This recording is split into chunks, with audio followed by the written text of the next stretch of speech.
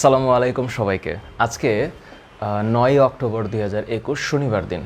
হিসাব মতে আমাদের আজকে ১৫তম ক্লাস এবং এই ১৫তম ক্লাসে আমাদের টার্গেট হচ্ছে বায়োলজির ৪ নম্বর অধ্যায়টাকে আমরা পড়ব। বায়োলজির ৪ বা বায়োলজির যেই বায়ো এনার্জেটিক্স, যেটাকে আমরা জীবনী শক্তি বলি, এই জীবনী শক্তি অধ্যায়টা থেকে যে প্রশ্ন আসবে এই ব্যাপারে কোনো সন্দেহ নাই।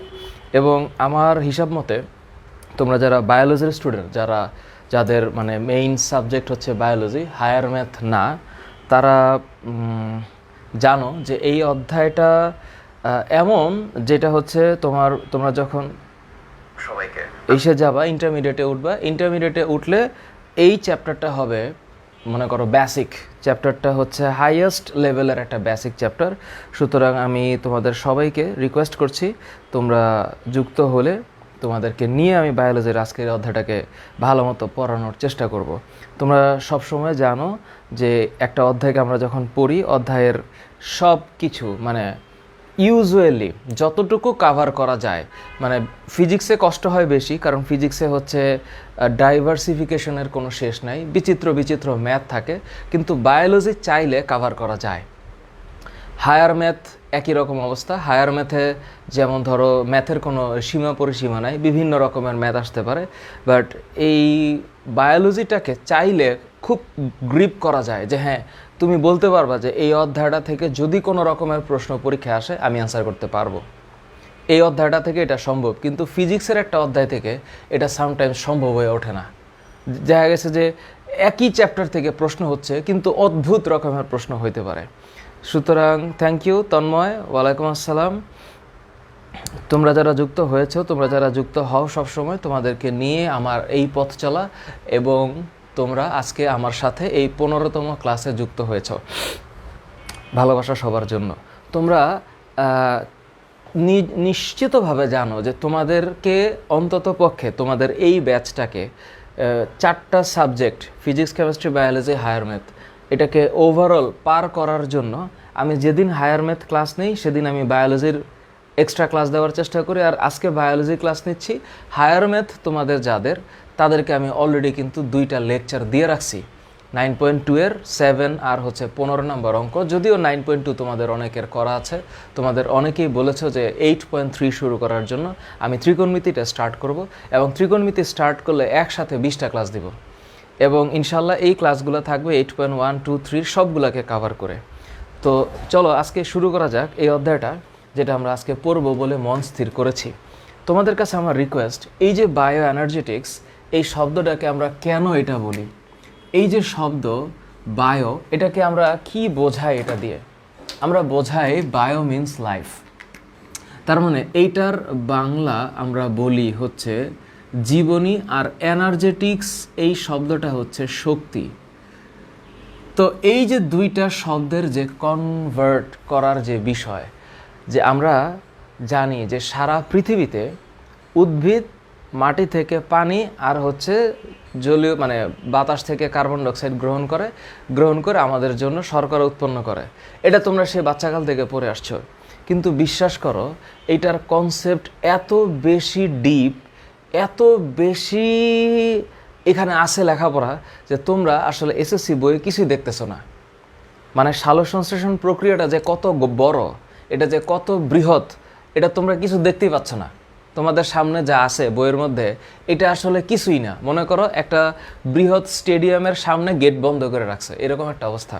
যেমন ধরো তুমি কি পড়লা, তুমি পড়লা যে উদ্ভিদ এই যে 12 অণু পানি, খেয়াল করে দেখো, আর হচ্ছে 6 অণু কার্বন ডাইঅক্সাইড, 12 অণু পানি এবং 6 অণু কার্বন ডাইঅক্সাইড বিক্রিয়া করাচ্ছে, এবং এই বিক্রিয়ায় সবচাইতে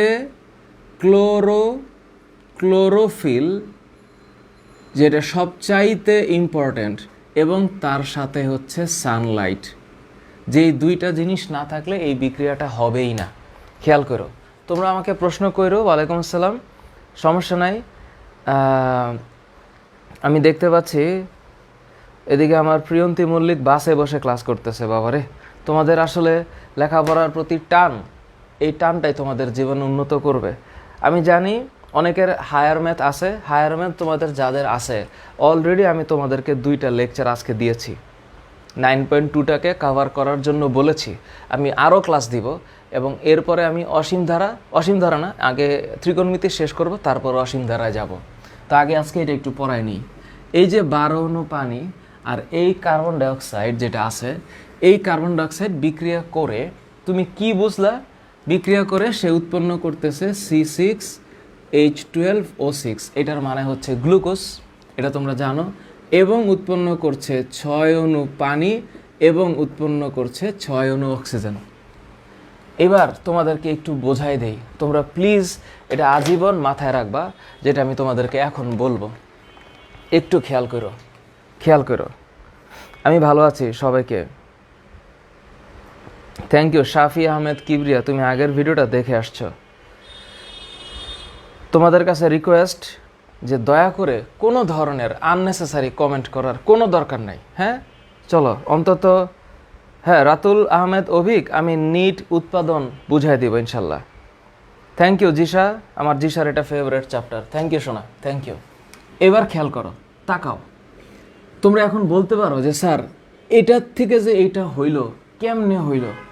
আজকে আমি তোমাদেরকে একটু বুঝাই দেই। তোমরা জানো, তোমাদেরকে আমি জানি, চিনি, তোমরা একটু মাথায় রাখো।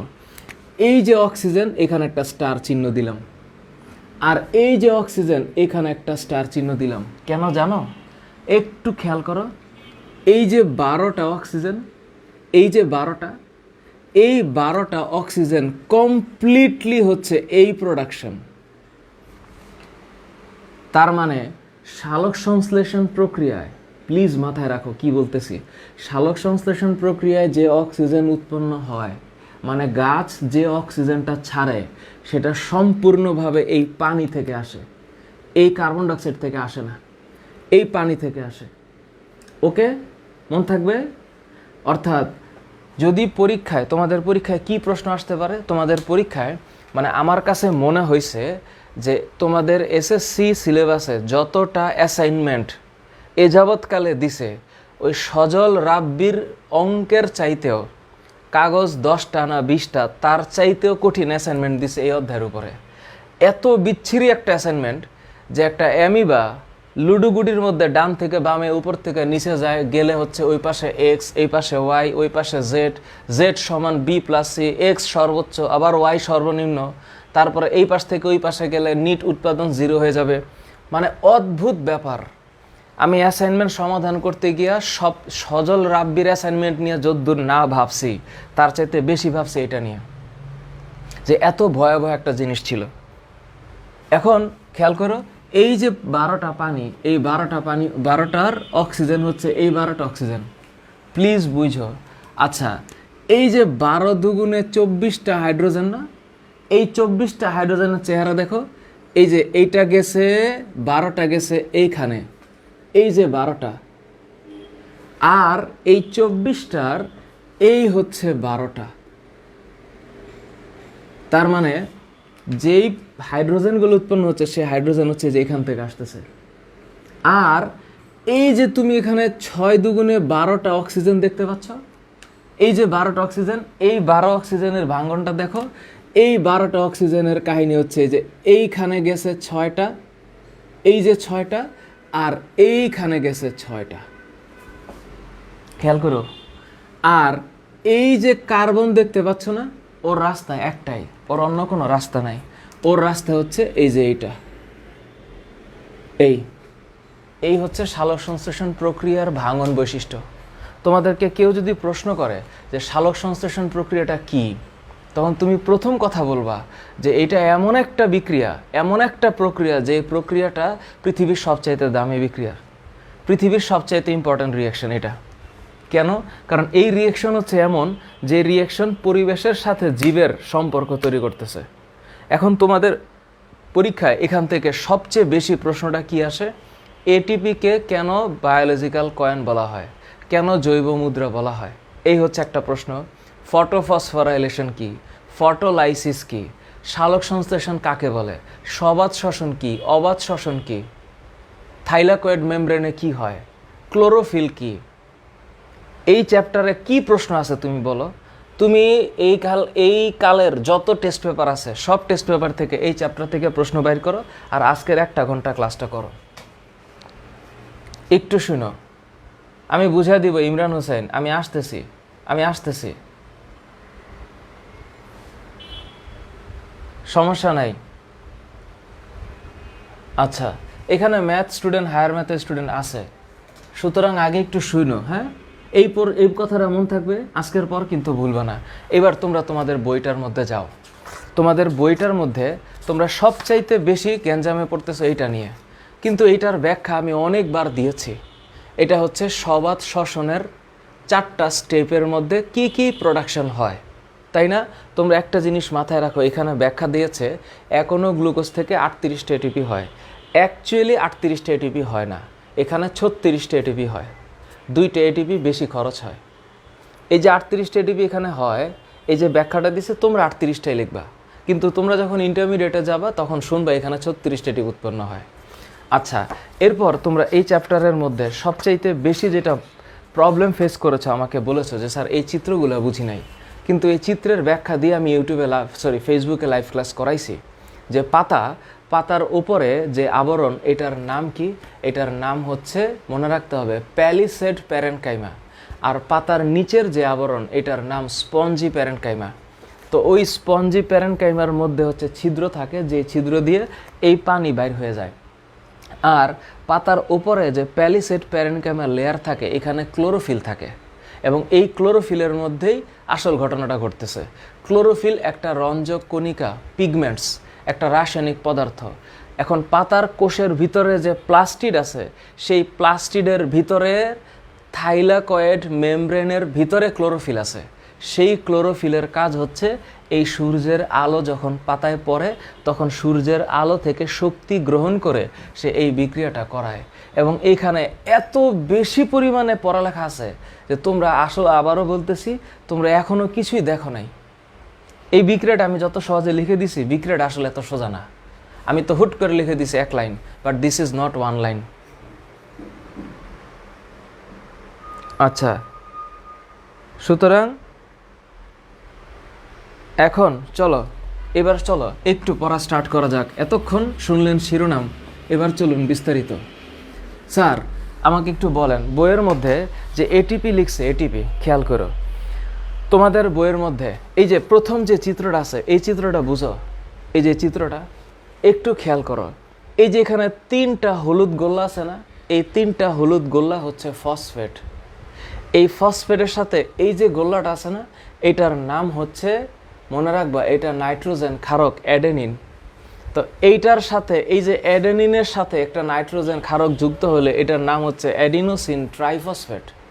তো অ্যাডিনোসিন ট্রাইফসফেটের সাথে এই যে দেখো 3টা গোল্লা আছে, এখানে 2টা গোল্লা হয়েছে, মানে একটা ফসফেট কমে গেলে এটা ডিপি হবে, আর একটা ফসফেট বাইরে গেলে টিপি হবে। মানে তোমাদের এই চ্যাপ্টারের প্রথম পড়াটাই হচ্ছে এরকম যে অ্যাডিনোসিন ডাইফসফেট। এখন অ্যাডিনোসিন দেখতে কেমন জানো? তোমাদের বইয়ের মধ্যে তোমরা চিন্তা করতে পারো, স্যার এইরকম চিত্রগুলোর মানে কি, এই চিত্রগুলো আসছে কোত্থেকে? তোমরা এই প্রশ্নটা যদি করো, তোমাদেরকে আমি একটু দেখাই। ইন্টারমিডিয়েটের বই তোমাদের কাছে নাই, এটা আমি জানি, তোমাদের কাছে থাকারও দরকার নাই। আমি তোমাদেরকে এগুলার একটা চিত্র দিয়ে দিব, তোমরা এগুলা দেখো যেগুলা কেমনে হয়। এই এটিপি, যেটাকে আমরা অ্যাডিনোসিন ট্রাইফসফেট বলছি, খেয়াল করো, এই যে এটিপি, এটার সাথে যখন একটা ফসফেট যুক্ত হয়, এই ফসফেট মানে কি? এটাকে বলা হয় ইনঅর্গ্যানিক ফসফেট। তার মানে এটা অ্যাকচুয়ালি কি? এটা হচ্ছে H3PO4। এই যৌগটা হচ্ছে ইনঅর্গ্যানিক ফসফেট। এইটার সাথে যখন এডিপি যুক্ত হয়, তখন উৎপন্ন হয় এটিপি। টিপি মানে 3টা ফসফেট। দেখো তোমার বইয়ের মধ্যে এখানে 3টা গোলা আছে, তার মানে এইটা একটা ফসফেট, এটা একটা ফসফেট, এটা একটা ফসফেট। এবং এই ফসফেটের সাথে দেখো এরকম একটা আছে না, এইরকম, যে এইরকম, এই যে কানেকশনসটা, তোমরা এটা কোথায় পড়ছো মনে আছে? তোমরা যখন ডিএনএ পড়ছিলা, সেখানে মনে নাই? ডিএনএ পড়ার সময় তোমরা এরকম একটা চিত্র আঁকাইছো, যে এই হচ্ছে চিত্রটা, মনে নাই? ওই চিত্রের মধ্যে এই যে এখানে ছিল এই যে এইটা হচ্ছে রাইবোজ সুগার, মনে আছে? Pentose sugar. তো এই যে পেন্টোজ সুগার, এখানে এটা হচ্ছে অক্সিজেন, এটা 1 2 3 4 5 5 কার্বন, মনে নাই? এইটাই হচ্ছে সেটা। এবং এইটার সাথে এই যে তোমাদের বইয়ের মধ্যে দেখো এখানে যে যুক্ত হয়েছে, এই যে এরকম করে যুক্ত হয়েছে, এরকম করে। তো এই যে যুক্ত হয়েছে, এই প্রত্যেকটা কর্নারের মধ্যে আছে কার্বন আর নাইট্রোজেন। এগুলো যখন যুক্ত হয়, এই যে 3টা ফসফেট, নাইট্রোজেন ক্ষার আর অ্যাডেনিন, এই যৌগটার নাম হচ্ছে এটিপি, এডিনোসিন ট্রাইফসফেট। এখন তোমারা যদি প্রশ্ন করে এটিপিকে কেন জৈব মুদ্রা বলে, কারণ এই শক্তিটার ভিতরে, মানে এই যৌগটার ভিতরে শক্তি সঞ্চিত থাকে এবং যখন প্রয়োজন হয় তখন এই যৌগটা ভেঙে আবার শক্তি দেয়। তো এই যৌগটা যখন ভাঙে কি হয়? এই যৌগটা ভাঙলে এডিপি হয়, ডিপি, এডিনোসিন ডাইফসফেট। তার মানে মনে রাখবা, যদি এটিপি মানে এডিনোসিন ট্রাইফসফেট ভাঙা যায়, তাইলে ভাঙলে এডিপি হবে, যেটাকে বলা হয় এডিনোসিন ডাইফসফেট। এটা ভাঙলে আবার এডিনোসিন মনোফসফেট হবে, এটাকে এএমপি বলে, মনোফসফেট। তাহলে তোমাদের প্রথম কোয়েশ্চেনটা কি, যে এডিনোসিন ট্রাইফসফেট বা এটিপিকে কেন জৈব মুদ্রা বলা হয়? কারণ আমাদের রাসায়নিক বিক্রিয়া করার জন্য যে শক্তির দরকার, সেই শক্তিটা এই যৌগে সঞ্চিত থাকে এবং যখন আবার প্রয়োজন হবে এই যৌগ ভেঙে বিভিন্ন যৌগ উৎপন্ন হয় এবং ফসফেট বের হয়ে শক্তি সরবরাহ করে। তার মানে এটিপি থেকে যখন একটা ফসফেট বেরোয় যাবে তখন এডিপি হবে, এডিপি থেকে যখন একটা ফসফেট বেরোয় যাবে তখন এডিনোসিন মনোফসফেট হবে। তখন এই ফসফেটটাই হচ্ছে শক্তি। এই কারণে এটিপিকে জৈব মুদ্রা বা বায়োলজিক্যাল কয়েন বলা হয়। শিরিন আক্তার আডি থেকে, এটিপিকে আত্মীকরণ শক্তি বলা হয় এই কারণে যে এটিপি, আমি বলছি আসতেছি, ধরো এটা হুট করে এখন মাঝখানে বললে হবে না, এটা সিরিয়ালি বলতে হবে, আমি আসতেছি। তোমরা একটু প্রশ্ন করা যেগুলো করতেছ একটু রাখো, অফ রাখো, আমি আসতেছি প্রশ্নে। সালোক সংশ্লেষণের ক্ষেত্রে এই যে সালোক সংশ্লেষণ, তোমরা কি জানো এই সালোক সংশ্লেষণের নাম যে ফটোসিনথেসিস, এই শব্দটা প্রথম কে কথা বলছে? এই শব্দটার নাম উচ্চারণ করছে বিজ্ঞানী সিআর বার্নেস 1898 সালে। এই যে তুমি যখন শব্দটা উচ্চারণ করতেছ ফটোসিনথেসিস, এটা হচ্ছে ফটো মানে আলো, রাইট, অ্যান্ড সিনথেসিস মানে সংশ্লেষণ, এই জন্য এটাকে বলা হয় সালোক সংশ্লেষণ। এটার যে প্রণেতা, এটার প্রণেতার নাম হচ্ছে সিআর বার্নেস, বিজ্ঞানী সিআর বার্নেস। কত সাল ওনার? এটা সালটা হচ্ছে 1898।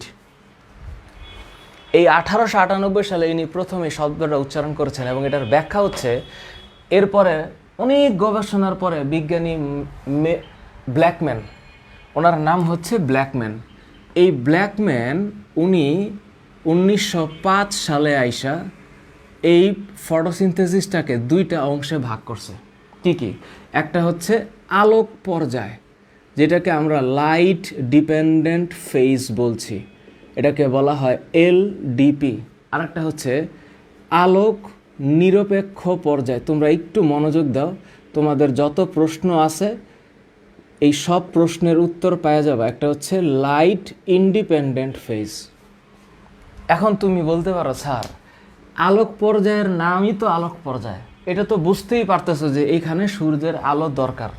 হ্যাঁ, পরীক্ষা এটা আসতে পারে তোমাদের, সূর্যের আলোর দরকার। তো সূর্যের আলো কোথায় পড়ে? পাতায় পড়ে। পাতায় পড়লে কি হবে? পাতায় যে সূর্যের আলোটা পড়লে হবে কি? এই সূর্যের আলো পড়লে পাতার ভিতরে ইলেকট্রন দৌড়াদৌড়ি শুরু করবে। কিভাবে দৌড়াদৌড়ি শুরু করবে? কারণ এখানে প্রচুর বিক্রিয়া আছে। তুমি আপাতত এইটা মনে রাখো যে আলোক নিরপেক্ষ পর্যায় হচ্ছে এইরকম, যে মনে করো যে এইটা একটা পাতা, হ্যাঁ, এইটা একটা পাতা, খেয়াল করো, এই পাতা এবং এইখানে হচ্ছে সূর্যের আলো, মনে করো এটা সূর্যের আলো। আচ্ছা, এইভাবে না লিখে একটু সুন্দর করে লেখার দরকার। আমি এটা মুছে দিলাম, হ্যাঁ, আমি এটা মুছে দিলাম। ধরো আমি একটু তোমাদেরকে দেখাচ্ছি পাতাটা, এবং এটা আমি আগেও দেখাইছি, তোমরা যারা আমার আগের লাইভ ক্লাসগুলো করছো। এই হচ্ছে পাতা এবং এটা হচ্ছে সূর্যের আলো। এখন আমারে বলো, এই সূর্যের আলো যখন পাতার উপরে পড়ে তখন যে কোনো লাইট হইলেই কি সূর্যের আলো কাজ করবে? না, সূর্যের আলো কাজ করবে না। এই যে কেন কাজ করবে না, এটার ব্যাখ্যাটা তোমাদের বইয়ের 71 নাম্বার পৃষ্ঠায় আছে। এই যে 71 নাম্বার পৃষ্ঠার পুরো দেখো, এই যে এমসিকিউ দেখো, আলোক বর্ণালীর লাল, নীল, কমলা এবং বেগুনি অংশটুকুতে সালোক সংশ্লেষণ ভালো হয়, সবুজ কিংবা হলুদ আলোতে সালোক সংশ্লেষণ ভালো হয় না। এটা মনে রাখো। এখন তুমি আমার বলতে পারো, স্যার সবুজ আলো এটা কেমন, আর এই যে হলুদ আলো এইটাও কেমন? তোমরা অ্যাটমিক স্পেকট্রাম পড়ছো, মানে তোমরা নিশ্চিতভাবে ভাইভ গিয়ার এইটাকে বোঝো। ভাইভ গিয়ার, এই ভাইভ গিয়ার মানে কি?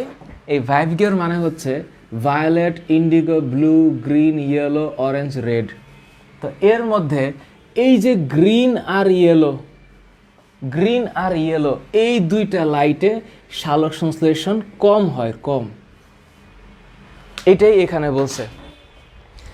এই একটি নির্দিষ্ট সীমা পর্যন্ত আলোর পরিমাণ বাড়লে সালোক সংশ্লেষণের হার বেড়ে যায়, কিন্তু আলোর পরিমাণ অত্যধিক বেড়ে গেলে নষ্ট হয়ে যায়। সাধারণত আলোর পরিমাণ অত্যধিক হয়ে গেলে কি হবে? এনজাইম নষ্ট হবে। তার মানে পাতার ভিতরে এনজাইম আছে, এবং এনজাইম, কোএনজাইম, এই যে তোমরা এটিপি, NADPH2, FADH2 বলতেছ, FADH2 মানে ফ্ল্যাভিন অ্যাডেনিন ডাইনিউক্লিওটাইড হাইড্রোজেন। এই NADPH2, FADH2, GTP, ATP এগুলো হচ্ছে সব কোএনজাইম। এই এনজাইমগুলো নষ্ট হবে, এবং এখানে লেখা আছে 400 ন্যানোমিটার থেকে 480 ন্যানোমিটার এবং 680 ন্যানোমিটার তরঙ্গ দৈর্ঘ্য বিশিষ্ট সালোক সংশ্লেষণ আলো সবচেয়ে ভালো হয় সালোক সংশ্লেষণ। তার মানে এখানে যে সূর্যের আলোটা পড়তেছে, এই সূর্যের আলোর মধ্যে এখানে মাথায় রাখতে হবে যে এটা 380, অ্যাকচুয়ালি 380 ন্যানোমিটার হবে, যদিও 400 ধরছে, থেকে 700 ন্যানোমিটার। এটা একটু মাথায় রাখবা। তো বইয়ের মধ্যে একটু বাড়ায় ধরছে, 380-র জায়গায় ধরছে হচ্ছে 400, আর 600-র জায়গায় একটু কমাইছে, ওইখানে লেখছে হচ্ছে 700 জায়গায় লেখছে 680। আলোর তরঙ্গ দৈর্ঘ্য নিশ্চয়ই বোঝো, আলো কিন্তু একটা তরঙ্গ আকারে আসতেছে, তার মানে এই হচ্ছে তরঙ্গ। তো তরঙ্গ আকার আসলে এইখান থেকে এই পর্যন্ত এটা হচ্ছে ল্যামডা, এই ল্যামডার মান ন্যানোমিটার মানে তোমরা জানো 10⁻⁻9 মিটার। এই আলোটা যখন এখানে আসে তখন কি হয় আমারে বলো। থ্যাংক ইউ সায়েম আলামিন। আলোর প্রতিফলনের 2 পেজও এটা দেওয়া আছে, থ্যাংক ইউ। ওকে, এইবার আসি। দেখো এইখানে যে পানি আছে, এই পানিটা ভাঙবে। প্রথম কথা, সালোক সংশ্লেষণের আলোক পর্যায়ে সূর্যের আলোর উপস্থিতিতে পানি ভাঙবে। এই যে পানি ভাঙে এটাকে বলা হয় ফটোলাইসিস। তোমাদের পরীক্ষায় এই কোয়েশ্চেনটা আছে। এটাকে বাংলায় বলা হয় পানির সালোক বিভাজন। পরীক্ষায় প্রশ্ন আসতে পারে, পানির সালোক বিভাজন কাকে বলে? অ্যান্সার কি? পানির সালোক বিভাজন হচ্ছে সূর্যের আলোর উপস্থিতিতে পাতার ভিতরে অবস্থিত পানি ভেঙে যাওয়ার প্রক্রিয়া। আর পানি ভেঙে গেলে কি হবে? 3টা জিনিস মনে রাখবা। পানি ভেঙে গেলে এক পাশে উৎপন্ন হবে H+, এক পাশ থেকে উৎপন্ন হবে ইলেকট্রন, আরেক পাশ থেকে উৎপন্ন হবে অক্সিজেন। এই 3টা জিনিস মনে রাখতেই হবে, নাইলে হবে না কিন্তু। তার মানে কি? এই যে হাইড্রোজেন, ইলেকট্রন আর অক্সিজেন ভাগ হচ্ছে, এই যে অক্সিজেন, ওই যে পানি বলছিলাম একটু আগে, বিক্রিয়া যে পানি থেকে অক্সিজেন হয়, এই যে পানি থেকে অক্সিজেন হচ্ছে। তোমাদের মনে আছে আমি যে সালোক সংশ্লেষণ বিক্রিয়াটা লিখলাম একটু আগে, তারপর বললাম এই পাশের 12 অণু পানি হচ্ছে এই অক্সিজেনের উৎপন্ন করে, এই যে 12 অণু পানি অক্সিজেন। এখন আমি যদি এখানে 12 লিখি, যদি আমি লিখি এখানে 12H2O, তাহলে এই যে এখানে হবে 6O2। এই হচ্ছে বিক্রিয়া। তার মানে 12টা H2O, তার মানে এখানে টোটাল 24টা H+ হবে। সুতরাং আমি 12টা আপাতত তোমাদেরকে না দেখাইয়া সরাসরি নর্মালটা দেখাচ্ছি। এই H+ পাতার মধ্যে NADPH, মানে NADP, ধরো এটাই আমি লিখলাম NADP, এই নিকোটিনামাইড অ্যাডেনিন ডাইনিউক্লিওটাইড ফসফেটটা আছে। এটা আছে তোমাদের বইয়ের মধ্যে, এটা লেখাও আছে। তোমরা কি একবার পড়ছো কিনা আল্লাহ জানে, তোমাদের এটা একটু পড়া দরকার। এই যে মনে করো নিকোটিনামাইড, অ্যাডেনিন, ডাইনিউক্লিওটাইড, হাইড্রোজেন, এদের ব্যাখ্যা এবং এগুলার মানে কি সব কিছুই একটু ভালো মতো তোমাদের পড়া দরকার, মানে রিডিংটা পড়া দরকার, একটু রিডিং। আচ্ছা, এখন প্রশ্ন হচ্ছে এই এনএডিপি হাইড্রোজেনের সাথে যুক্ত হইল, এই যে ইলেকট্রন, এটা যে কি পরিমাণ বিশাল কর্মকাণ্ড এটা তোমার আমি বুঝাতে পারবো না। আপাতত মনে রাখো এই ইলেকট্রন বিভিন্ন রাসায়নিক বিক্রিয়ায় অংশগ্রহণ করে, তার মধ্যে একটা হচ্ছে PS1, খালি মনে রাখো আপাতত, আরেকটা হচ্ছে PS2, এটাকে বলা হয় ফটোসিস্টেম 1, বা তুমি এটাকে পিগমেন্ট সিস্টেমও বলতে পারো। এটা হচ্ছে পিগমেন্ট সিস্টেম বা ফটোসিস্টেম 2। এই যে পিগমেন্ট সিস্টেম 1 বা ফটোসিস্টেম 1, এই যে এদের রূপান্তর, এই রূপান্তরে এই ইলেকট্রন কাজ করে, এবং এই রূপান্তরের ফসল হচ্ছে এই যে এখান থেকে উৎপন্ন হবে এটিপি। আর এই যে এনএডিপি, এটা যে H প্লাসের সাথে বিক্রিয়া করতেছে, এখানে উৎপন্ন হবে NADPH প্লাস H প্লাস। এখানে তুমি NADPH2 না লিখে এখানে NADPH প্লাস H প্লাস লিখবা। এখানে আমি যা বলছি এটা আলোক পর্যায়ের ব্যাখ্যা। তোমাদের বইয়ের মধ্যে এই যে এখানে দেখো পেজ নাম্বার 69-এ এখানে যা লিখছে এটা খুবই অপ্রতুল, এখানে কিছুই নাই, তোমরা এটা ফেলাই দিতে পারো। এই বইটা যা লিখছে এটা যথেষ্ট হতাশাব্যঞ্জক একটা পড়া, যথেষ্ট হতাশাব্যঞ্জক। বাংলাদেশের যে কোনো ব্যক্তি আমার কাছে আসলে আমি তারা যুক্তি দিয়ে বসায় ফেলতে পারবো যে এটা কেন হতাশাব্যঞ্জক, যে এটাতে কত কম লেখা আছে। তোমাদেরকে আমি ছবি দিব কালকে, দরকার হলে আজকে দিব, যে এটার ব্যাখ্যা আসলে কি, এটার ব্যাখ্যা আসলে কি, এটা এখানে নাই এখানে। তার মানে এই যে NADP H প্লাস ATP, এই যে দুইটা জিনিস এখানে প্রোডাকশন হইল, এই দুইটাকে বলা হয় আত্তীকরণ শক্তি। এইটাও একটা প্রশ্ন যে এটিপি এবং NADP H প্লাসকে আত্তীকরণ শক্তি কেন বলে। ওয়াই দিস ইজ কল্ড অ্যাসিমিলেটরি পাওয়ার। অ্যাসিমিলেটরি পাওয়ার মানে হচ্ছে, মনে করো যে তুমি একটা কাজ করতেছো, সালোক সংশ্লেষণ পুরো প্রক্রিয়াটা দুইটা ভাগে হয়, মানে দুইটা ধাপে হয়। একটা হচ্ছে লাইট ডিপেন্ডেন্ট ফেজ, তারপরে লাইট ইন্ডিপেন্ডেন্ট ফেজ, তারপরে একসাথে এটা উৎপন্ন হয়। তোমরা কিন্তু আবার ভুল বুঝো না, মানে সালোক সংশ্লেষণ দুই ভাগে হয় না কিন্তু। ব্ল্যাকম্যান উনি ব্যাখ্যা করছে যে এই দুইটা প্রক্রিয়ার মাধ্যমে এটা হয়। তার মানে এটিপি এবং NADPH2কে আত্তীকরণ শক্তি এই কারণে বলা হয় যে এই দুইটা থেকে উৎপন্ন ATP NADPH plus H plus, এটা থেকে উৎপন্ন হইল না আলোক পর্যায় থেকে, এইটা পরের ধাপে কাজ করবে। তার মানে এটিপি এবং NADPH প্লাস H প্লাস এইটা আলোক পর্যায় থেকে উৎপন্ন হয়ে অন্ধকার পর্যায়ে গ্লুকোজ উৎপাদনের কাজে ব্যবহৃত হবে। তাই এটিপি আর NADPH প্লাস H প্লাসকে আত্তীকরণ শক্তি বা অ্যাসিমিলেটরি পাওয়ার বলা হয়। তোমাদের পরীক্ষায় প্রশ্ন আসবে, যদি এখান থেকে MCQ করে, এখান থেকেই করবে MCQ। 8টা সৃজনশীল আছে না, 8টা সৃজনশীল, তার মানে এই চ্যাপ্টার থেকে 2টা সৃজনশীল করবে। তুমি 100% খাতায় লেখা রাখো, আমি আজকে বলে দিলাম এই প্রশ্ন পরীক্ষায় আসবে।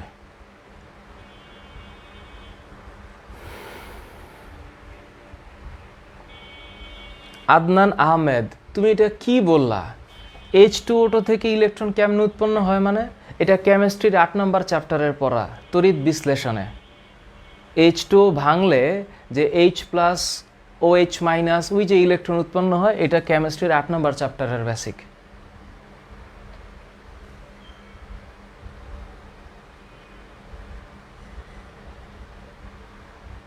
আশরাফ সালাম, PS মানে হচ্ছে ফটো সিস্টেম, এটাকে ফটো সিস্টেম বলে। This is called photo system.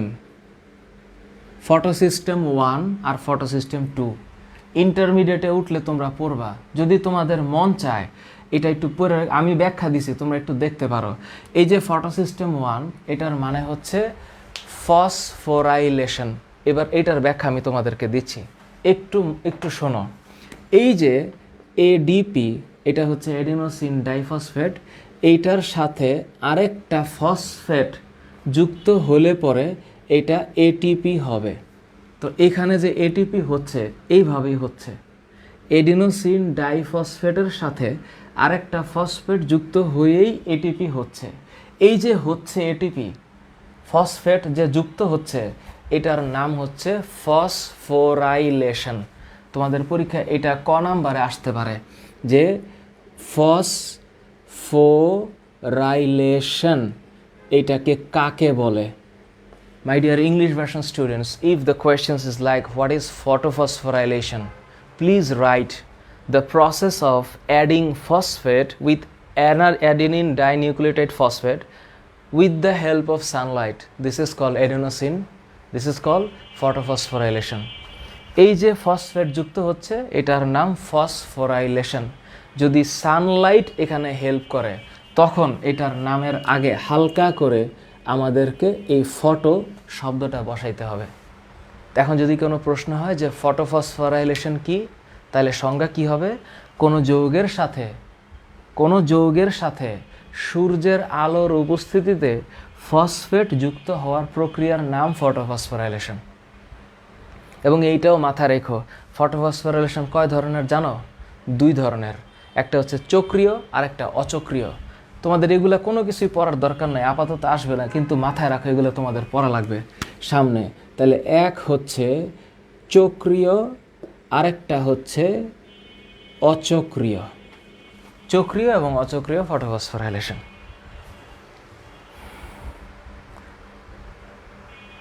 Irfan Bhuiyan, একটু পড়ালেখা করা দরকার বেশি, শোনা আরেকটু বেশি পড়তে হবে। এই ফসফেট মানে হচ্ছে PO4, এটা একটা আয়ন ফসফেট। H3PO4 হচ্ছে ফসফরিক অ্যাসিড, যেটা ভাঙলে এই ফসফেট আয়নটা তৈরি হবে। প্লিজ পারা দরকার। Thank you. Asadullah Al Garib, Maruf, phosphorylation আর ফটোফসফোরাইলেশনের মধ্যে কোনো পার্থক্য নাই, একই জিনিস। কারণ ফসফোরাইলেশন সূর্যের আলো ছাড়া হবে না, ওই সূর্যের আলো দিয়ে হইলেই সেটা হচ্ছে ফটোফসফোরাইলেশন। একই কথা, মানে তুমি ভাত খাচ্ছ হাত দিয়ে খাচ্ছ না, একটু চামচ দিয়ে খাচ্ছ, এই গল্প একই। Gita Das Shreya, thank you. Okay, Yamin Hasan, Shirin Akhtar আড়ি থেকে, এই শ্বসনিক বস্তু মানেই হচ্ছে গ্লুকোজ, মানে শ্বসন প্রক্রিয়া যেগুলা ভাঙবে সেটাই হচ্ছে শ্বসনিক বস্তু। শ্বসনিক প্রক্রিয়া গ্লুকোজ ভাঙে, তাই এটা হচ্ছে শ্বসনিক বস্তু। এ তো মনে থাকবে। এখন তোমাদের প্রশ্ন হইতে পারে, তোমরা অনেকে আমাকে দেখলাম লেখছো, স্যার হ্যাচ ও স্ল্যাক চক্রটা বুঝান। হ্যাচ ও স্ল্যাক চক্র এসএসসি সিলেবাসের জন্য না, তো এটা ইন্টারমিডিয়েটের সিলেবাসের জন্য। হ্যাচ ও স্ল্যাক চক্র তোমাদের বোঝা লাগবে না, আমি গ্যারান্টি দিতে পারি যে কপাল খুব খারাপ না থাকলে হ্যাচ ও স্ল্যাক চক্র এসএসসি পরীক্ষায় আসে না। এটা আরে ওরা তো আলোক নিরপেক্ষ অধ্যায়ের নামই লেখা নেই। আলোক নিরপেক্ষ অধ্যায়ের যে ব্যাখ্যা দিছে, এগুলো কোনো ব্যাখ্যা এখানে কিছু আছে?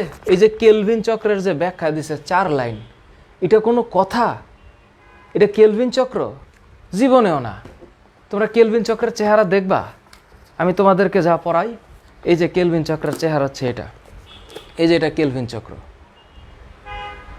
আগের বইয়ে ছিল, এটা কেলভিন চক্র। এই কেলভিন চক্র বোঝা লাগবে, এটা কোনো ব্যাপারই না। তোমরা দেখতে পাচ্ছ কেলভিন চক্রটা? এই হচ্ছে কেলভিন চক্র।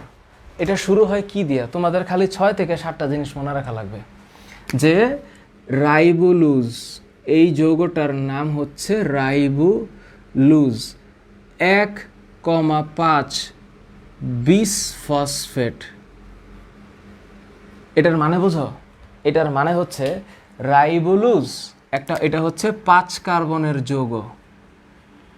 এই 5 কার্বনের একটা যৌগ হচ্ছে রাইবোলুজ, যার 1 নাম্বার কার্বনের সাথে একটা ফসফেট আর 5 নাম্বার কার্বনের সাথে একটা ফসফেট লাগানো।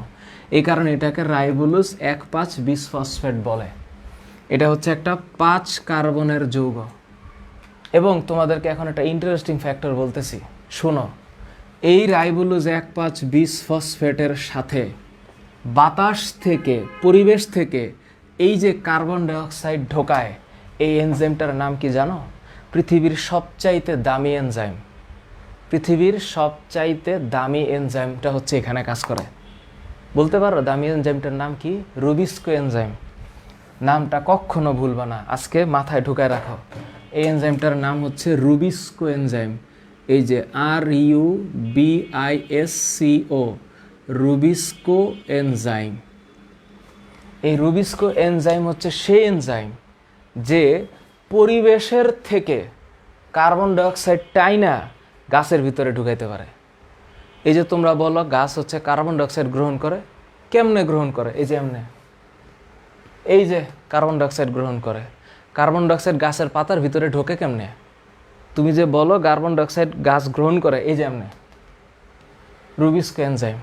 তো এখন এই যে 5 কার্বনের একটা যৌগ, এই 5 কার্বন যৌগের সাথে আরেক কার্বন ঢুকলো, তখন একটা যৌগ উৎপন্ন হয়, এটার নাম হচ্ছে কিটো অ্যাসিড।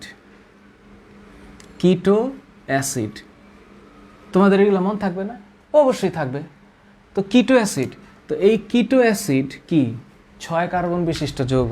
তার মানে এইখানে এটা হচ্ছে 6 কার্বন, এটা কয় কার্বন? 5 কার্বন। এই যে একটা কার্বন ঢুকলো, তাই 6 কার্বন হয়ে গেছে।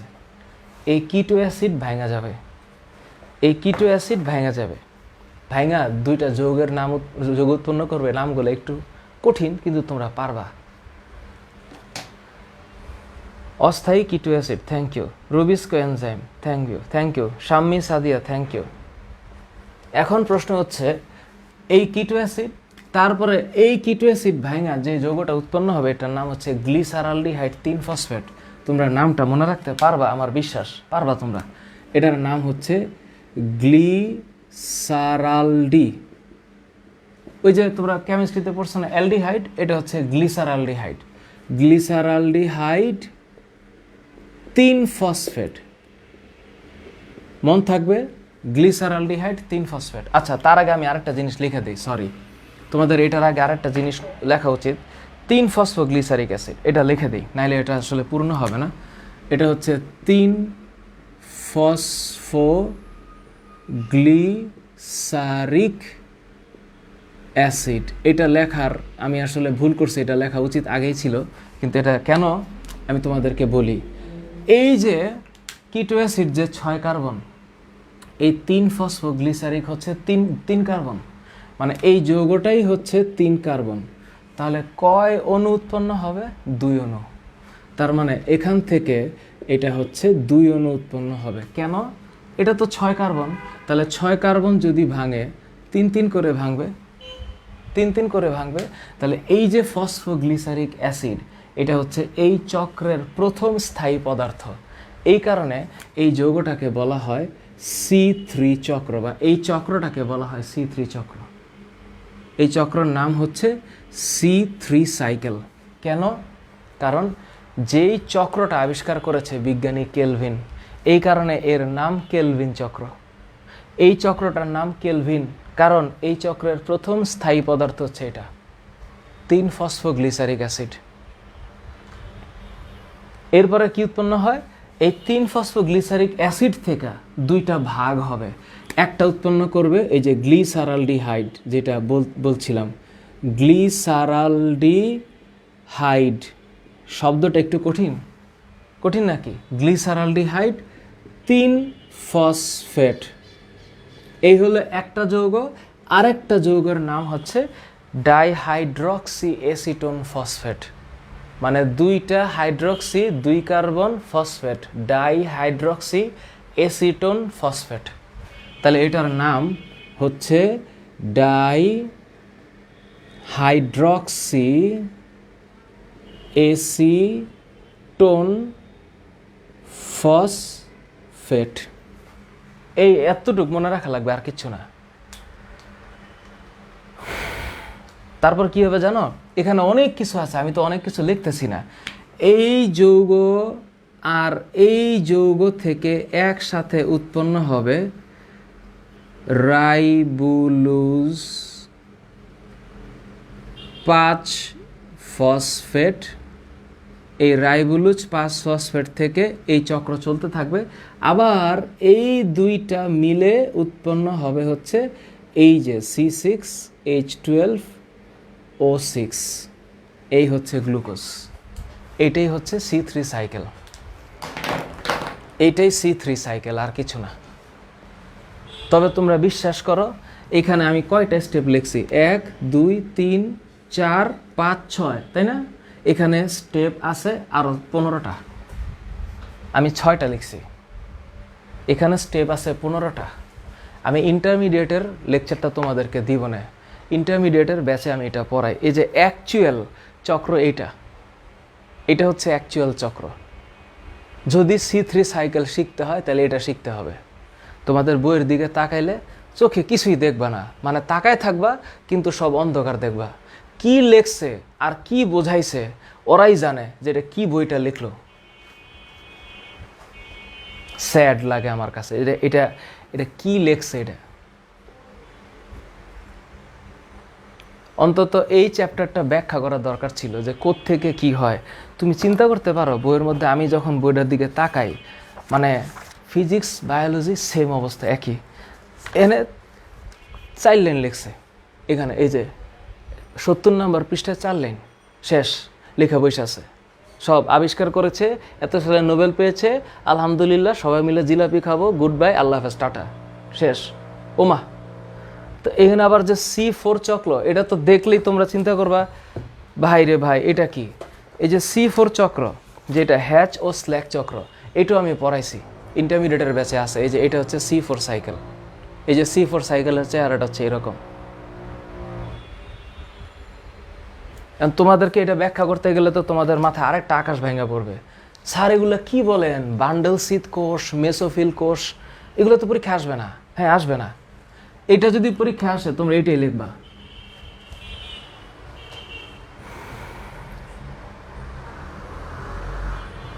ঠিক আছে? সুতরাং এই হচ্ছে মানে C3 সাইকেলের ব্যাখ্যা। সুতরাং এই হইল মানে হালকার উপরে, মানে তোমাদেরকে এগুলা, এটার যে ব্যাখ্যা আমি যদ্দূর পড়াই, আজকে আমি এটার 2% পড়াইছি। এটার আমি তোমাদেরকে লিঙ্ক দিব না, আমি যে পড়াই এটা আসলে মানে আমার জায়গায় থাকলে মাঝে মাঝে কানতে মন চায় যে এটা কি লেখছে এনে। টেক্সট বই, এটার উপরে ম্যাট্রিক পরীক্ষা, আজব। আচ্ছা, এখন প্রশ্ন হচ্ছে, এই কারণে আমার কাছে যারা পড়ে, যারা একটু অ্যাডভান্সড, তো আমার কাছে যারা পড়ে আমি সবাইকে বলছি, টাকা থাকলে ইন্টারের বই কিন, ফিজিক্স কেমিস্ট্রি বায়োলজি ইন্টারের বই কিনবে। এগুলো হাকডুম বাকডুম ঘোরাডুম পড়ার দরকার নাই। ইন্টারের বই কিনে ওই জায়গার মধ্যে থেকে একটু একটু নিয়ে এটা পড়বি। ও তখন বুঝবি যে কোথায় লিভারপুল আর কোথায় চাঙ্কারপুল, ডিফারেন্সটা কত, যে এইখানে কি লেখা আর এইখানে কি লেখা, মায়েরি মা। আচ্ছা, এখন প্রশ্ন হচ্ছে তাহলে শ্বসনের অবস্থাটা কি। এবার আসি শ্বসনে। শ্বসনটা একটু বুঝতে হবে। তো এখন তোমাদের পরীক্ষায় আসতে পারে সালোক সংশ্লেষণ আর শ্বসনের মধ্যে পার্থক্য, পারে না? আসতে পারে, আমি দিব না, এগুলো সমস্যা নাই। আমি আজকে ছবি দিয়ে দিব, সালোক সংশ্লেষণ শ্বসনের মধ্যে পার্থক্য কী, সবাত অবাত শ্বসনের মধ্যে পার্থক্য কী, এই হলো হিসাব। তাহলে এখন শ্বসন ইংলিশ হচ্ছে রেসপিরেশন। এখন মনে কর আমার ধারণা হচ্ছে যদি এই চ্যাপ্টার থেকে 2টা সৃজনশীল করে, তাহলে আমার মন বলতেছে যে এমন একটা চিত্র দিবে, এই চিত্রটা দিল, মনে কর এই চিত্রটা দিল, দিয়া আমার কথা তো রেকর্ড থাকবে, তাই না? তোরা একটু মনে রাখিস, ধর 2টা সৃজনশীল এই চ্যাপ্টার থেকে যেই টিচাররা প্রশ্ন করবে এসএসসির বা প্রশ্ন করে ফেলছে, এমন হইতে পারে যে এই চিত্রটা দিবে, দিয়া প্রথম প্রশ্ন করবে আত্তীকরণ শক্তি কি, তারপর দ্বিতীয় প্রশ্ন করবে যে সালোক সংশ্লেষণে আলোর ভূমিকা কি, তৃতীয় প্রশ্ন করবে সালোক সংশ্লেষণের সূর্যের আলোর উপস্থিতিতে যে বিক্রিয়াগুলো ঘটে বা যে প্রক্রিয়াগুলো ঘটে বা যা ঘটে বর্ণনা করো। তারপর 4 নম্বর প্রশ্ন হতে পারে যে এই বিক্রিয়াটা না হইলে বা সালোক সংশ্লেষণ না হইলে জীবজগতে क्या असर पड़ेगा, इसको क्या होगा। তার মানে এই যে আসর, এই যে জীবজগতে সালোক সংশ্লেষণের গুরুত্ব, এই যে এই ভূগোল লিখতে হবে। সুতরাং এই ভূগোলটা তোমরা লিখবা। আর যদি প্রভাবক থেকে প্রশ্ন হয় তাহলে এই যে প্রভাবক, এর মধ্যে একটাই কথা আছে, আলো বাড়লে সালোক সংশ্লেষণ বাড়বে, আলো কমলে সালোক সংশ্লেষণ কমবে, কার্বন ডাইঅক্সাইড বাড়লে বাড়বে, কার্বন ডাইঅক্সাইড কমলে কমবে, এইসব মনে রাখতে হবে, কিন্তু বলে দিচ্ছি।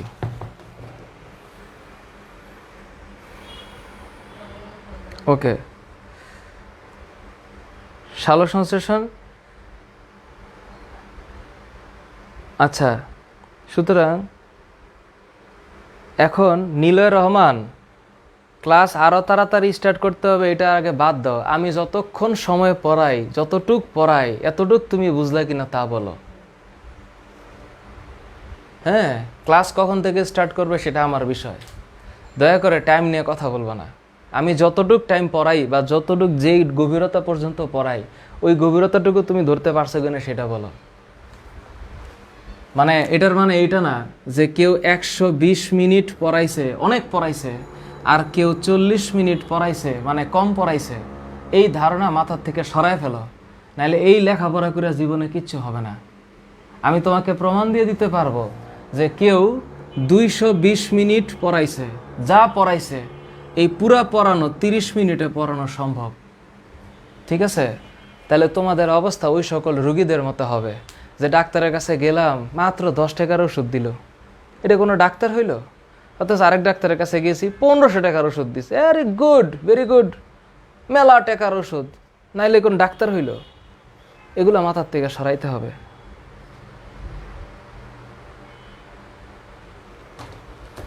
এবার হিসাবটা আসি শ্বসনে। শ্বসনের হিসাব হচ্ছে, শ্বসন এটা হচ্ছে সোজা হিসাব যে C6H12O6 এটা হচ্ছে গ্লুকোজ। তো এই গ্লুকোজ জারিত হয়, তো গ্লুকোজ জারিত হয় কি দিয়ে? অক্সিজেন দিয়ে, নাকি? হ্যাঁ, অক্সিজেন দিয়ে জারিত হবে।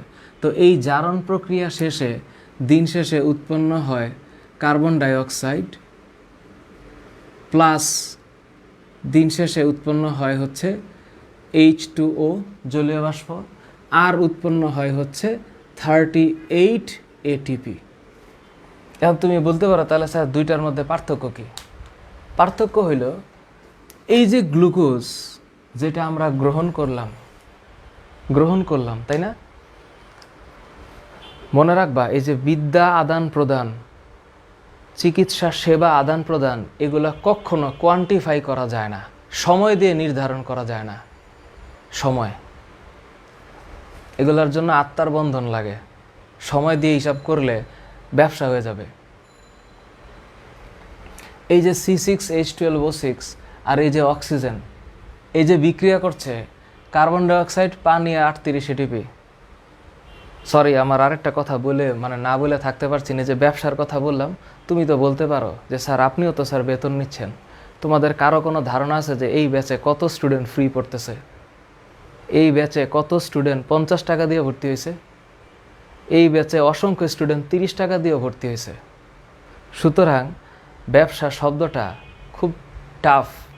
আমি এটার সাথে একটু এটাকে অ্যাড করলাম, তাইলে এখানে কিছু কিছু স্টুডেন্ট থাকতে পারো, আমাকে বলতে পারে স্যার আপনি তো বেতন নিছেন, আমি তো আপনাকে 200 টাকা দিয়েছি, ধরো সাপোজ কথার কথা, আমি আপনাকে 200 টাকা দিয়েছি, তাহলে আপনি তো বেশি পড়াইতে হবে। একটু দিমাগ সে इसको बाहर होना चाहिए। এই যে C6H12O6 এটা হচ্ছে গ্লুকোজ, আর এই যে অক্সিজেন এটা হচ্ছে 6 অণু অক্সিজেন। আর এই যে ঘটনা, এই ঘটনার শেষে 38টা ATP উৎপন্ন হয়। এখন প্রশ্ন হতে পারে তাহলে স্যার প্রসেসটা কি? তাহলে বলেন, দুইটা প্রসেস, একটা সবাত আর একটা অবাত। একদম সোজা, একদম সোজা, সবাত আর অবাত।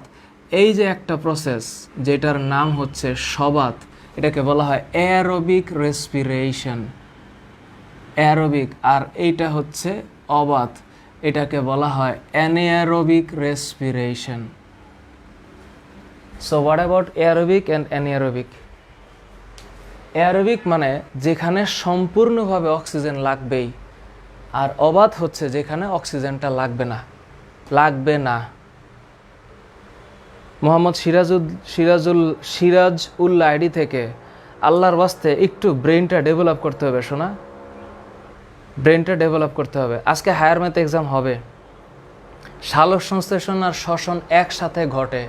কার? উদ্ভিদের।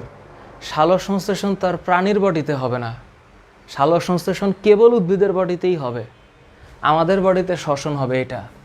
এখন প্রশ্ন হচ্ছে তাহলে স্যার শ্বসনের, সবাত শ্বসনের স্টেপ কয়টা? স্টেপ, চলো এবার আমরা একটু স্টেপ শিখি। আমি এখন তোমাদের যা শিখাবো এটা তোমরা যদি ভুলে যাও তাহলে তোমাদের নিজেদের দোষে তোমরা ভুলবা না কিন্তু। দেখো আমি এখন কি বলছি, এটার নাম হচ্ছে সবাত শ্বসন, অ্যারোবিক রেসপিরেশন। আমার ইংলিশ ভার্সনের স্টুডেন্ট যদি কেউ থাকো, তুমি দেখো আমার ফাহাদস টিউটোরিয়াল চ্যানেলে এই চ্যাপ্টারের উপর আমি কতগুলো টিউটোরিয়াল দিয়েছি। Please watch one of them and if you find any trouble please let me know. প্রথম স্টেপ নাম্বার 1, খেয়াল করো, স্টেপ নাম্বার 1 এর নাম হচ্ছে গ্লাইকোলাইসিস। বুঝছো? এবার তোমরা আমার সাথে বইটা বাইর করো, বইটা বাইর করে একেবারে চক্ষুটা খুইলা হৃদয় অন্তর উজাড় করে দিয়ে, ওই যে ওয়াজের মধ্যে বলে না যে আপনারা একটু হৃদয়টা উজাড় করে দিয়ে একটু আমার কথা শোনেন, এই যে হৃদয় উজাড় করে দেখুন এই কথা শোনো, এই পেজে আর এই পেজে কি লিখছে, এই 2 পেজ যে বুঝতে পারবে সে সাকসেসফুল, আর যে না পারবে, খোলো পেজটা, খোলো পেজটা খুইলে আমার সাথে সাথে চলো। এই যে দেখো গ্লাইকোলাইসিস, প্রথম প্রসেস কি? এই যে গ্লুকোজ C6H12O6, এটা গ্লুকোজ না? গ্লুকোজ। এই গ্লুকোজ ভাঙতেছে, এই যে ভাঙে বলে এটাকে বলা হয় গ্লাইকোলাইসিস। তো তুমি দেখো এখানে হচ্ছে কয় অণু? 6 অণু গ্লুকোজ। এই দেখো গ্লুকোজটা ভাঙে, তো গ্লুকোজটা ভাঙলে এটা 6 কার্বনের যৌগ না, 1 অণু, তখন কি উৎপন্ন হবে? এই যে CH3COCOOH, এটা হবে 2 অণু। এটার নাম পাইরুভিক অ্যাসিড। এই যে পাইরুভিক অ্যাসিডের সংকেত CH3COCOOH, এটাকে আদর করে তুমি এইটাও লিখতে পারো C3H4O3। মানে তোমার যদি মন চায় একটু বেশি আদর করতে তাহলে লিখবা C3H4O3, এটার নাম পাইরুভিক অ্যাসিড। তাহলে 1 অণু গ্লুকোজ ভেঙে কি হইল? 2 অণু পাইরুভিক অ্যাসিড হয়েছে। এবং এই 2 অণু পাইরুভিক অ্যাসিড হওয়ার সাথে সাথে, এই 2 অণু পাইরুভিক অ্যাসিড হওয়ার সাথে সাথে এই যে দেখো 2 অণু এটিপি এবং 6 অণু এটিপি হচ্ছে। কেন? এই যে দেখো 2 অণু NADH2 উৎপন্ন হচ্ছে আর 4 অণু এটিপি উৎপন্ন হচ্ছে, তার থেকে 2 অণু খরচ হয়ে যায়। তার মানে যখন গ্লুকোজের এই গ্লাইকোলাইসিস হয়, এই যে উৎপাদিত বস্তু কি কি? উৎপাদিত বস্তু হচ্ছে এই যে এটা, এবং তার সাথে উৎপন্ন হচ্ছে 2 অণু এটিপি, 4 অণু এটিপি উৎপন্ন হয়, তার থেকে 2 অণু খরচ হয়, আর এই 2 অণু NADH2। 1 অণু NADH2 হচ্ছে 3 এটিপি, তাহলে 2 অণু NADH2 সমান 6 এটিপি, আর 2 অণু এটিপি যোগ করলে হবে 8 এটিপি। তার মানে আমার নিট প্রোডাকশন, মানে আলটিমেট প্রোডাকশন হচ্ছে এই যে 8 এটিপি। এখন তোমরা আমরা যারা প্রশ্ন করছো স্যার নিট উৎপাদন মানে কি? ওই নিট মানে লাস্ট, আলটিমেট, ফাইনাল প্রোডাকশন, ওই যে 8 এটিপি। এই হচ্ছে প্রথম স্টেপ। দ্বিতীয় স্টেপ হচ্ছে স্টেপ নাম্বার 2। স্টেপ নাম্বার 2 এটা কি?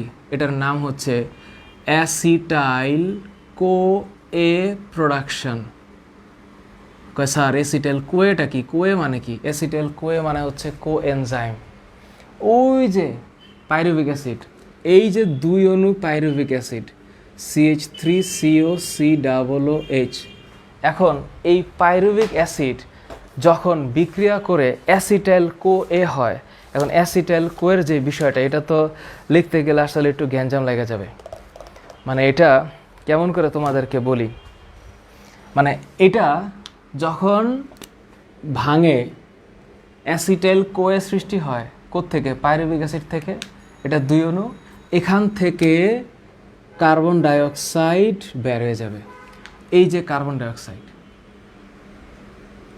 তখন কি উৎপন্ন হয় জানো? এই যে CH3, খেয়াল করো, এই যে CH3 খেয়াল করো, এই যে CH3 বন্ড, এই যে CO খেয়াল করো, এই যে CO, এই যে CH3CO বন্ড, এই যে কার্বন ডাইঅক্সাইড উঠে গেছে, এটার বদলে ঢুকবে হচ্ছে সালফার, এবং দিস ইজ কল্ড কোএনজাইম। এই যে এখানে আমি যা লিখছি এটা হচ্ছে অ্যাসিটাইল কোয়ের সংকেত। এবং এইটার সাথে কি উৎপন্ন হয় জানো? এটার সাথে এই যে বইটা দেখো, অ্যাসিটাইল কোয়ে, এটার সাথে উৎপন্ন হয় 2 অণু অ্যাসিটাইল কোয়ে। তার মানে এই যে এটা 2 অণু, তাহলে এটার সাথে এটা হচ্ছে 2 অণু। তাহলে 2 অণু অ্যাসিটাইল কোয়ে, এই যে 2 অণু অ্যাসিটাইল কোয়ে, 2 অণু কার্বন ডাইঅক্সাইড আর 2 অণু NADH2। তার মানে এখানে আলটিমেট প্রোডাকশন হচ্ছে এটার সাথে হচ্ছে এই যে 2 অণু NADH2। তাই আমার নিট প্রোডাকশন কত? নিট প্রোডাকশন হচ্ছে 6 অণু ATP। কেন? ওই যে 1 অণু NADH2 হচ্ছে 3 ATP, তাহলে এইটা ইকুয়াল টু হচ্ছে 6 ATP। বুঝো কিন্তু কি লিখতেছি, মাথাটা খাটাও,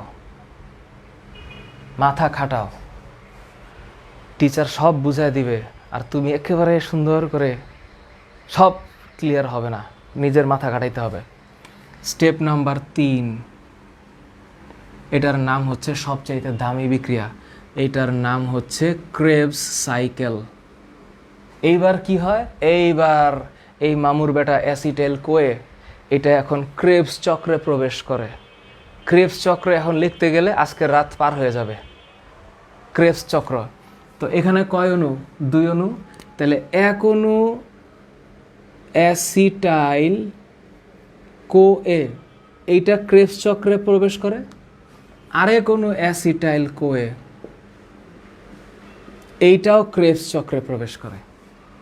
2টার থেকে 2টা প্রোডাকশন হয়। কি কি?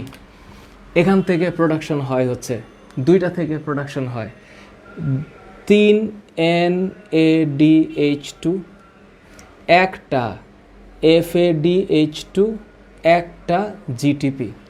এখান থেকে প্রোডাকশন হয় 3 NADH2, একটা FADH2, একটা GTP।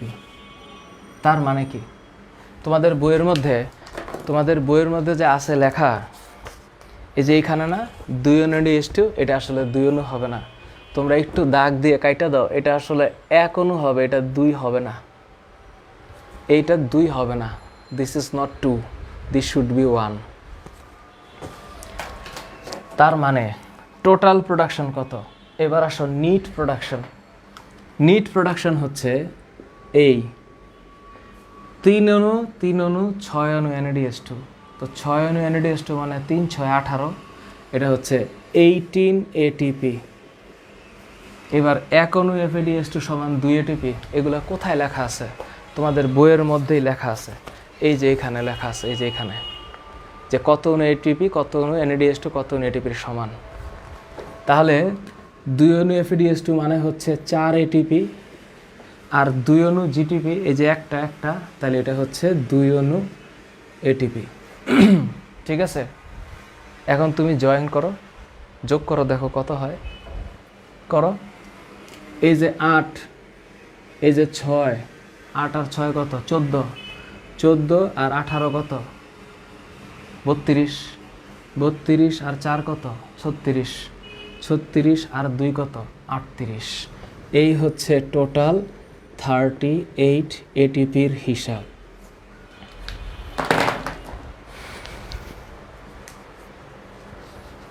कैसा लगा? কি এখানে যা দিছি আমার মনে হয় তারপরে কোন একটা স্টুডেন্ট যদি ওই পেজ নাম্বার 78-79 পড়ে, তার আর প্রবলেম হওয়ার কথা না। এই চ্যাপ্টারে বাদ আছে আর অবাধ শ্বসন। অবাধ শ্বসনের ভিডিওটা একটু পরে তোমাদের দিব, তোমরা দেখো আমি অবাধ শ্বসন কী পড়াইছি। আমি তোমাদেরকে একটু পরেই, মানে এখন তো পরীক্ষা তোমরা দিবা, আগে নামাজ পড়বা তারপর পরীক্ষা দিবা। এশারের আজান দিছে, আজান হচ্ছে আমার এখানে, পরীক্ষাটা দিবা আগে, ইংলিশ ভার্সন বাংলা ভার্সন সবাই।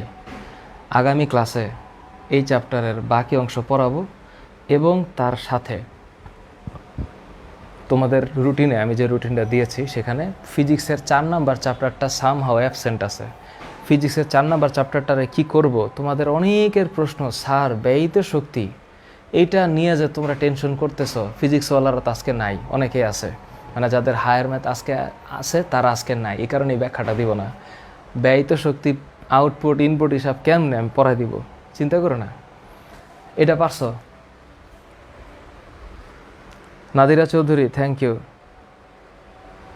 আবরার শাহরিয়ার পুলক, ওই NADH2 আর NADPH2-র মধ্যে পার্থক্য হচ্ছে ফসফেটটা নাই শুধু, আর কিচ্ছু না। নিকোটিনামাইড, অ্যাডেনিন, ডাইনিউক্লিওটাইড হাইড্রোজেন, আর এটা হচ্ছে hydrogen phosphate. Thank you. Ashraful Kabir Nayan, ইন্টারের বইয়ে প্রোডাকশনটা কমায় দিছে, কারণ ইন্টারের বইয়ের হিসাব অনুসারে এই যে এখানে 2 ATP এইটারও নাই করে দিছে ওরা, মানে বিভিন্ন বিজ্ঞানী বিভিন্নভাবে প্রমাণ করছে। সো এখানে পার্সেন্টেজটা 38 হয় না, আসলে কম হয়, কিন্তু তোমাদের বইয়ে যেহেতু 38 লেখা, তোমরা তাই লিখবা। মোহতাহিনা প্রাপ্তি, শোনা কোনো কিছু ভেজাল না শোনা, বুঝতে পারতে হবে।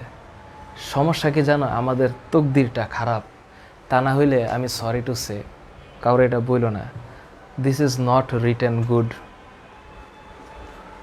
তা না হলে টেক্সট বই should be something like which is clear, like crystal clear, একটা স্টুডেন্ট পড়বে আর বুঝে ফেলবে কী লেখছে এগুলো এখানে, আর এগুলো কি ব্যাখ্যা আছে, এগুলা এনে আছে কিছু বলছে, এগুলা কিছু বাংলা 4-5 লাইন লেখছে।